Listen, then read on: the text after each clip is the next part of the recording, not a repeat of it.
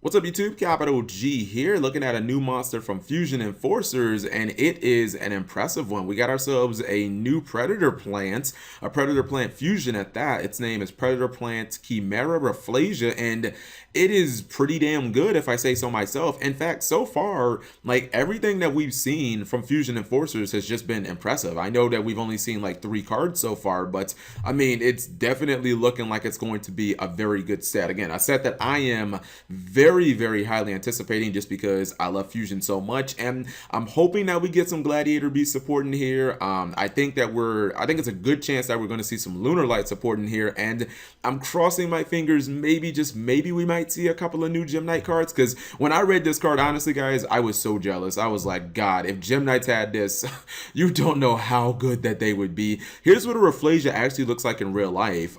There's no way in hell I would ever stick my hand inside of that. Not only because Rafflesias have spikes in them, but you don't have eyes, man. I can't tell how you're feeling. I don't know if you're gonna like just, you know what, just forget about that. Not even thinking about that. Anyways, so this is Predator Plant Chimera Rafflesia.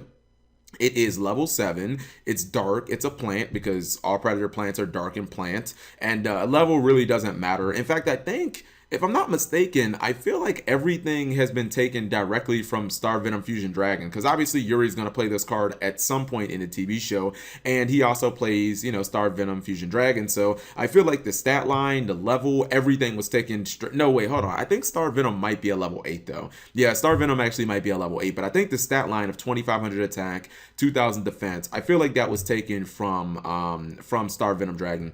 All right, so it requires a predator plant monster and a dark to summon, so you have to play predator plants in some form of fashion if you want to summon this guy. And that's like, oh man, that's the biggest drawback of this card, is you have to play predator plants because the card itself is so good. But if predator plants are going to be good, I assume it's going to be off the backs of boss monsters like this. All right, effect number 1.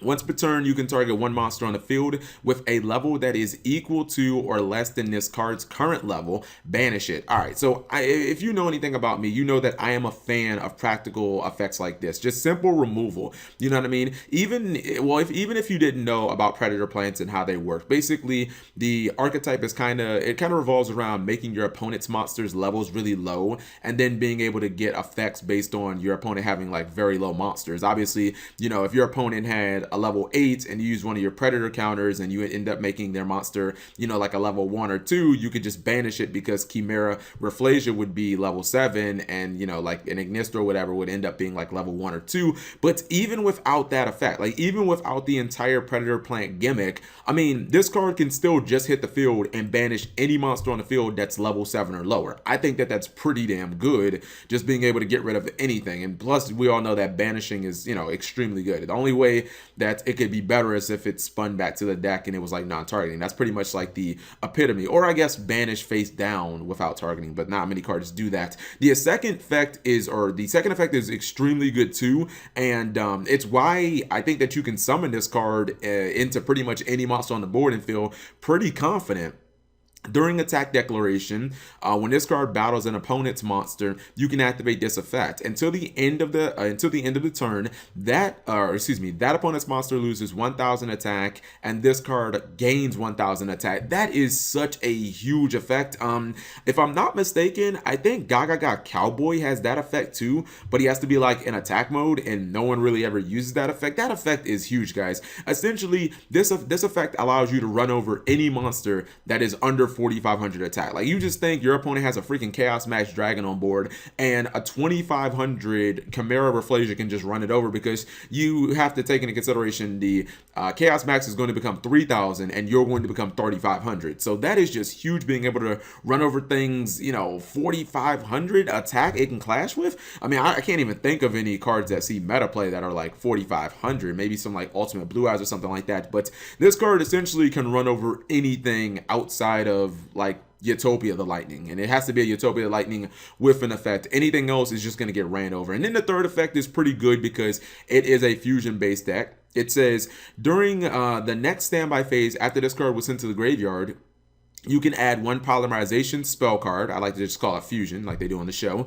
or one fusion spell except dimension wave motion from your deck to your hand. So if this card ends up dying, guys, during your next standby phase, you can just get yourself a polymerization, or you can just get yourself any fusion card, which actually is cool because instant fusion, hello? This means that this can actually search instant fusion straight from your deck, which is pretty damn good. This is just another reason why Konami, I swear, when they release Fusion Enforcers, they need to unban Future Fusion, man. They can't give us all these good fusion cards and all these good fusion monsters and support and leave like the best fusion spells like ban, super polymerization, you know what I mean, future fusion. I just want those two cards unbanned. If they can just do that for me, I won't complain anymore, because I feel like Xyz and Synchro right now in the competitive Yugi and the competitive meta are just so far ahead of fusion that it's like, come on, man, as fusion players we need some stuff too. So overall, I think this card is fantastic. It hits the field and it can instantly kill something.